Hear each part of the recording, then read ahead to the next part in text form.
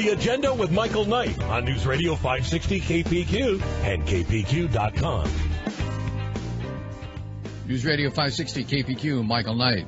And my very special guest is Matt Brown. He's the Teacher of the Year, and we're talking to him because he couldn't spare time to come into the studio because he's so dedicated to his work. We're talking to him as he speaks to us from Manson Middle School. Welcome to the show, Matt, and hearty congratulations to you. I understand you're well-deserving. Thank you so much. It's a pleasure to be on. Were you startled to be the recipient of such a nice award? Yes. Very humbled. I think there's a lot of great teachers out there, so it's very humbling to be recognized for that, for sure. What's the first thing you do when you get to class in the morning? You stare at the students and they stare at you, and what do you say? 3 days a week, I teach a zero-period jazz band, and we start right away by playing music. So, we're active from the get-go. I guess that's a good place to start for anybody with an instrument, right? Let's play some music. Right. How old are these jazz students? They range from 7th grade all the way to 12th.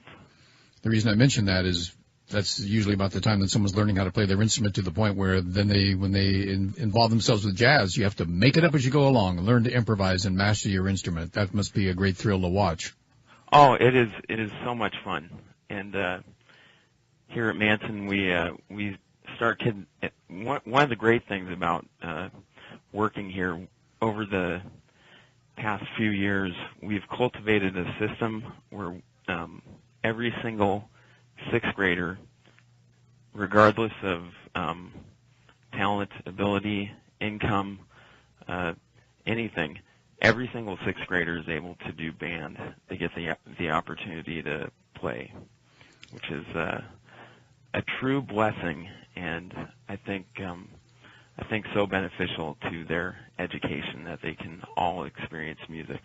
How do they choose their instrument? That can be you can get a couple false starts there. I was going to choose the trombone when I was a kid. My mother said, "Nope, that's a big that's a big horn." Maybe your idea about the guitar wasn't so bad after all. Yeah. We start out on flute, clarinet, trumpet, and trombone, so they get those options. I try and meet the kids when they're in elementary and talk about specific things that each instrument requires. And really, by the time they get to 6th grade, they have a pretty good idea of what they'd like to play. And as they develop and go on through the program, sometimes things change, and we're flexible here. I think the most important thing is that kids are, exposed to music, and not just that, exposed to a bunch of different things throughout their education. So, we're flexible, and we try and make it fit to the student. I had a drama professor who said, I can only teach people who already know how to act. I can't teach you how to act. But you have to teach someone who doesn't know how to play their instrument how to play, and then I guess you'll find out later if they're going to be a musician. Oh, my gosh. Well, okay. I guess my philosophy is different. I think that everybody has, quote-unquote, talent or ability, in music even. And I think it just takes, a teacher that's willing to find the pathway for your learning style or your excitement. And that's one of the things I love about teaching is finding that puzzle, finding that way to reach every student that I can. And I really love it. I from 6th grade to 7th grade for the past 5 or 6 years, every single kid has wanted to continue on.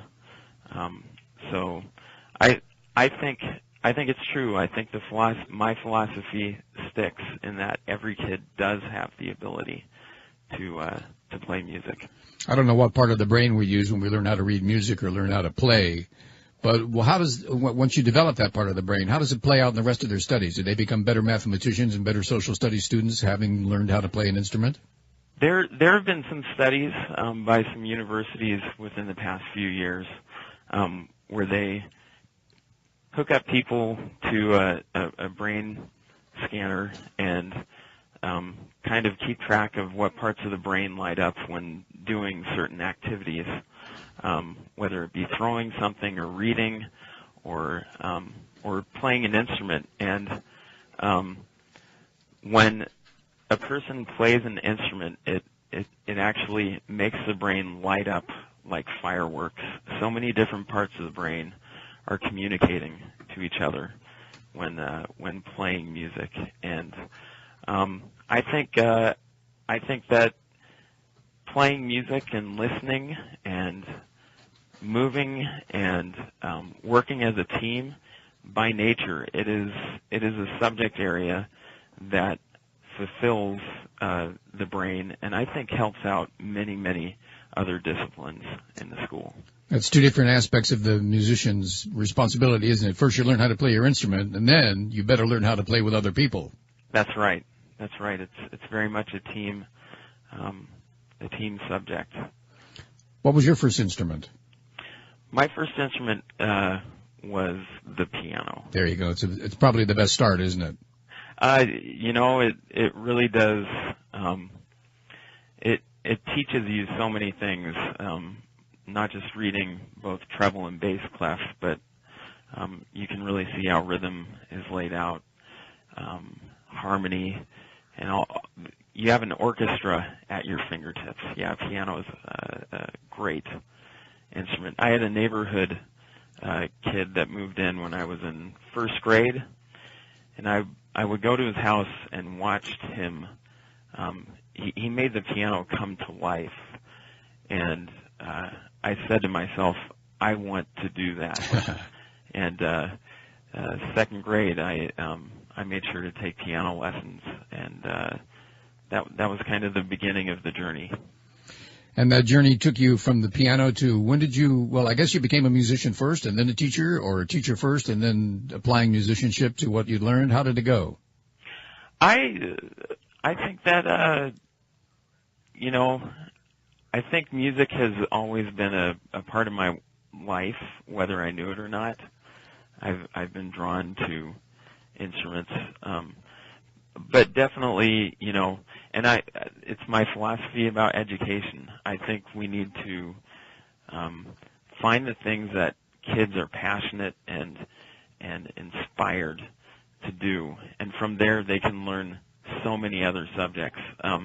But I was definitely inspired by music and excited by music, and from there I was given opportunities to lead and eventually teach. So I think it all begins with the passion and inspiration.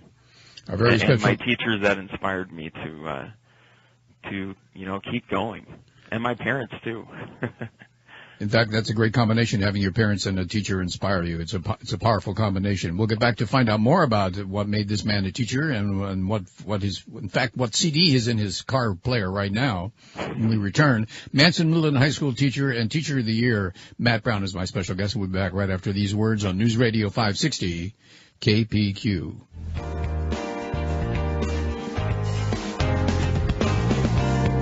You're listening to The Agenda on News Radio 560 KPQ. Agenda with Michael Knight on News Radio 560 KPQ and KPQ.com.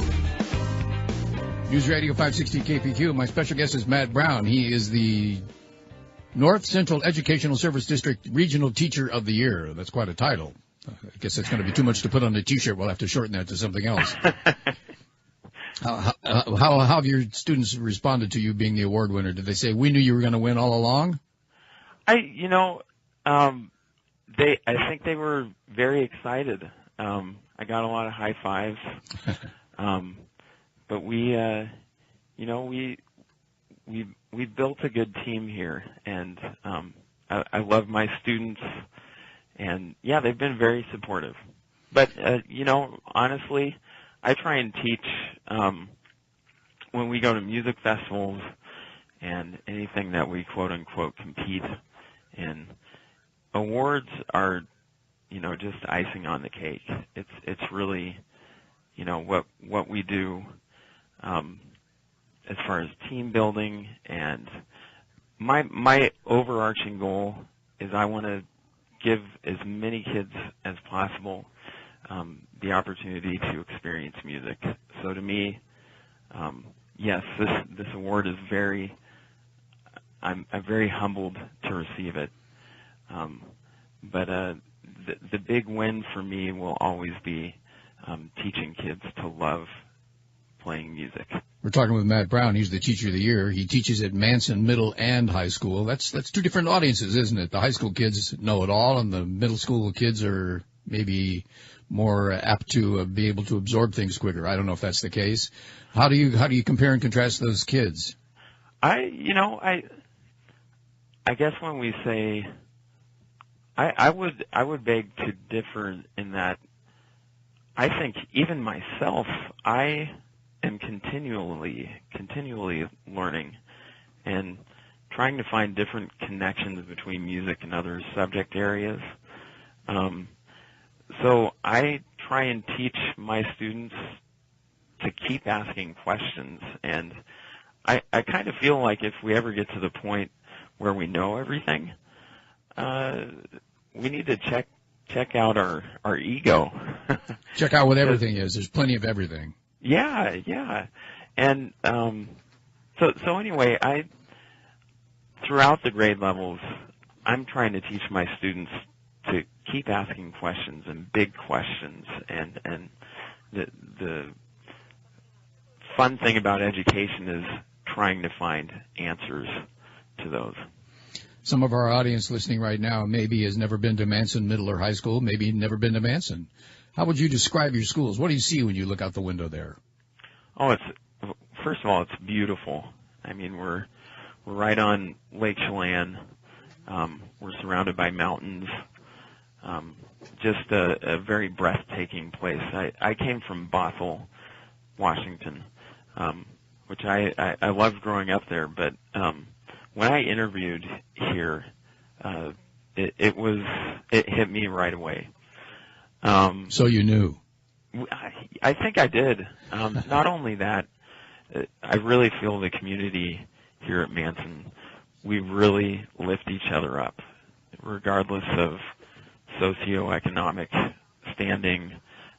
It really is a tight-knit community, and I think that drew me here as well. So you grew up in Bothell, you went to the University of Washington, you went on to get your master's at Sam Houston State University, which I assume is in Texas.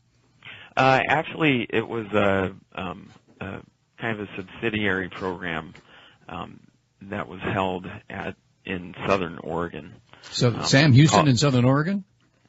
Well, wow. Sam Houston ran the course, but the program was actually the American Band College, a program where I'd say about 100 band directors over the course of 3 summers go in, and we learn from some of the world's greatest musicians, and definitely a great experience for me. I learned so much from that. So after all that education and immersing yourself in music and teaching music, how did you end up in Manson? How did it happen that day? I actually applied to Manson right after I graduated from the University of Washington. I'd sent out my application to many schools and districts across the state. I really wanted an adventure, and my wife did too.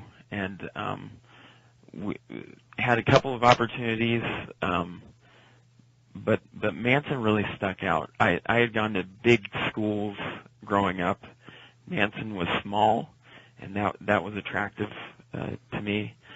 And a lot of my schooling was on the west side of the state, and I wanted something completely different, and just to experience and try and be a positive agent of change somewhere else. So Manson really drew me in. I know a lot of your students are proud to be affiliated and receiving the work of a talented and an award-winning teacher. But what about the other teachers? Did they ever come in and say, "Now look here, Brown, what are you doing? Give us some of your secrets." One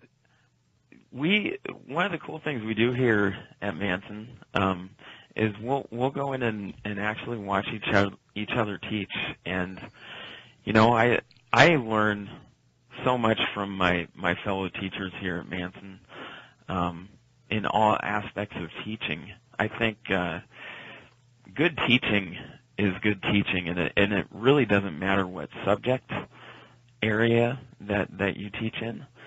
So I try and gather as many tools as I can from my amazing partners here at Manson. So I don't hold myself above any other teacher here. I think we're all supportive of each other, and we've really cultivated a system where we try and learn from each other and get better every year. When you take on a modern project, perhaps doing an arrangement for something that's on the Top 40 radio, do you take the arrangement seriously? Do the kids appreciate doing something that's modern that they're listening to, that's part of their culture? Oh yeah.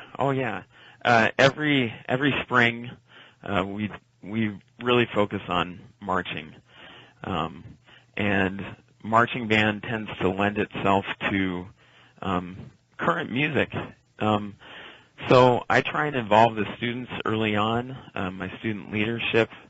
I ask them, okay, what's the stuff that really gets you guys going? What music excites you? And they come up with some great ideas. From that, I search to see if that music is available for marching band, and we really have kept the music current, relatable to the students. And I'll say this: I think with any kind of music, there's something to be learned. There's educational validity, whether we're talking about history or rhythm or harmony. It's all in there. So yeah, I do try and get music that will reach the kids. Maybe on the way home you listen to music. Maybe on the way home you say, I have to have some quiet because you've had music going all day. But if you were going to play music of your own, what would you play? Classical, jazz, something on the charts? Yeah, actually all that. I try and keep my ears open. I do love classical music. I listen to a lot of jazz. However, I like grunge. I like electronica. I'm a big Frank Zappa fan. Oh gosh, Zappa. Peaches on regalia. Yeah, that's right. Yeah. Wow, nice job. I really feel that Frank Zappa was ahead of his time, and a lot of his music people get pushed away by the lyrics, but he was making classical music and jazz music, and even if you listen to his rock music, he was pushing barriers with time signature, rhythm, harmony. Really a renaissance man. So my top composers: Frank Zappa, Gustav Mahler for classical, and I'm a big Duke Ellington fan for jazz. I think that's three for the money. That's a good choice. We don't have to go any far. Your bona fides are secure now in my eyes. Matt Brown, Teacher of the Year from the North Central Educational Service District, teaches at Manson Middle and High Schools. He's been recognized by his students and his peers and the organization, all the executives around his school district as the teacher of the year. And he goes on now, I'm sure you don't want to think of it as a competition, but you do go on to stand against, I don't know if it's wrestling or music that you're going to how you're going to determine this, but there will be a state winner, and we wish you all the luck in the world. Sounds like you've got the job that you wanted, and you're in the place that you should be. That's right, yeah. And it's going to be a great opportunity, I feel, to at least share my ideas and values in education. So that I'm really excited to be able to do that. Next time you have a chance to get away, come on and we'll talk in the studio sometime, okay? Sounds great. It would be my pleasure to meet you. Matt Brown, Teacher of the Year at Manson Middle and High.